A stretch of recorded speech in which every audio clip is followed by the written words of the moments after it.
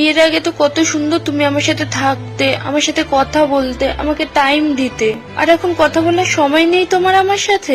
বিয়ের আগে দেখা করে তুমি তোমার বাড়িতে চলে যেতে, আমি আমার বাড়িতে চলে আসতাম। তোমার যা প্রয়োজন সেটা তোমার বাবা মেটাতো, আমার যা প্রয়োজন সেটা আমার বাবা মেটাতো। কিন্তু বিয়ের পরে তোমার সমস্ত প্রয়োজন চাওয়া পাওয়া আমাকে দেখতে হয়, সেটার দায়িত্ব আমার উপরে। আর সেই চাওয়া পাওয়াটা পূরণ করতে গিয়ে আমাকে বেশি কাজ করতে হচ্ছে, বেশি সময় দিতে হচ্ছে। আর সেটার জন্য তোমার মনে হচ্ছে আমি বদলে গেছি। আসলে আমি বদলাইনি, সময়টা কমে গেছে, আমাদের চাওয়া পাওয়া বেড়ে গেছে। আগে তুমি রাগ করলে তোমার রাগ ভাঙাতে পারতাম, এখন তুমি রাগ করলে সেই সময়টা আমি পাই না যে তোমার রাগটা ভাঙাবো।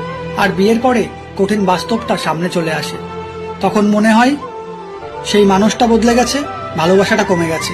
আর দায়িত্ব মানে শুধু তোমার একার দায়িত্ব নয়, তোমার দায়িত্ব, পরিবারের দায়িত্ব, বাবা মার দায়িত্ব, ভবিষ্যতে যে আসবে তার দায়িত্ব। সমস্ত কিছু যখন চলে আসে তখন চাপটা অনেক বেড়ে যায়, তাই চাইলেও সময়টা বেরিয়ে আসে না।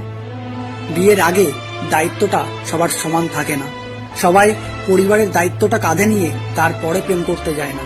প্রেম করার পরে, বিয়ের পরে, তারপরে সমস্ত দায়িত্বটা তার কাঁধে আসে। আগে কিভাবে কি থেকেছি, কিভাবে কি বলেছি, সেটার সঙ্গে তুলনা করলে কখনোই মিল খুঁজে পাবে না বা কখনোই ভালো থাকতে পারবে না।